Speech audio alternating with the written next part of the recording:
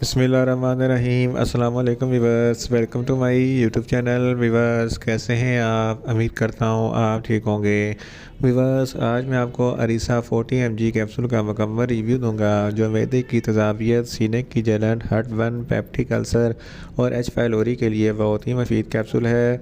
अरीसा capsule को किन condition में इस्तेमाल किया जाता है, इसके फ़ायदे और नुकसान क्या हैं, इसके काउंटर इंडिकेशन क्या हैं, यह सब कुछ मैं आपको वीडियो में बताऊँगा। वीवर्स, सबसे पहले मेरी आपसे रिक्वेस्ट है, मेरा चैनल मेडिकोज इन्फो सब्सक्राइब करें।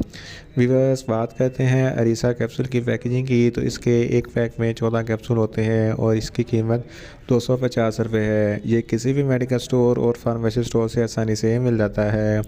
वीवर्स, अब बात करते हैं अरीसा कैप्सूल की फार्मूलेशन की, तो इसकी फार्मूलेशन में इसोमेप्राजोल 40 mg होता है और ये 20 mg की स्ट्रेंथ में भी दस्तयाब होता है। वीवर्स, अब बात करते हैं अरीसा कैप्सूल का सही तरीका इस्तेमाल और खुराक की, तो अरीसा कैप्सूल दिन में एक कैप्सूल 2 मरतबा इस्तेमाल कर सकते हैं, यानी कि एक कैप्सूल सुबह और एक कैप्सूल शाम इस्तेमाल कर सकते हैं। कैप्सूल को खाना खाने से 15 से 20 मिनट पहले इस्तेमाल करना है तो आपको इफ़ेक्टिव रिज़ल्ट मिलेंगे, या आप अपनी कंडीशन या डॉक्टर की हिदायत के मुताबिक भी इस्तेमाल कर सकते हैं। वीवर्स, आप बात करते हैं अरीसा कैप्सूल को किन कंडीशन में इस्तेमाल किया जाता है और इसके फ़ायदे क्या हैं। अरीसा कैप्सूल में इसोमेप्राजोल 40 mg होता है जो मैदे की तेज़ाबियत को कम करता है। अगर आपके मैदे में बहुत ज़्यादा तेज़ाबियत है तो इस कंडीशन में अरीसा कैप्सूल बहुत ही मुफीद है। इसके अलावा अगर आपके सीने पे जलन होती है या हार्टबर्न होता है तो इस कंडीशन में भी अरीसा कैप्सूल बहुत ही मुफीद है। अगर आप बहुत ज़्यादा स्पाइसी फ़ूड खा लेते हैं तो स्पाइसी फ़ूड खाने के फ़ौरन बाद आप अरीसा कैप्सूल का इस्तेमाल ज़रूर करें ताकि आपके मैदे में तेज़ाबियत पैदा ना हो।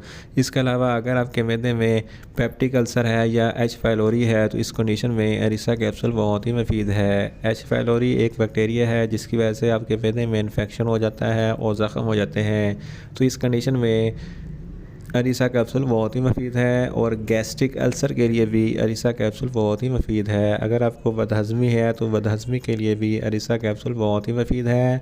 इसके अलावा गैस्ट्रो एसोफेगिस रिफ्लक्स डिजीज़, जड़ एक ऐसी बीमारी है जब आप खाना खाते हैं तो आपकी खुराक की नाली में सीने पर जलन होती है और हार्टबर्न होता है और आपको खट्टे मीठे डकार आते हैं, तो इस कंडीशन में भी अरीसा कैप्सूल बहुत ही मुफीद है।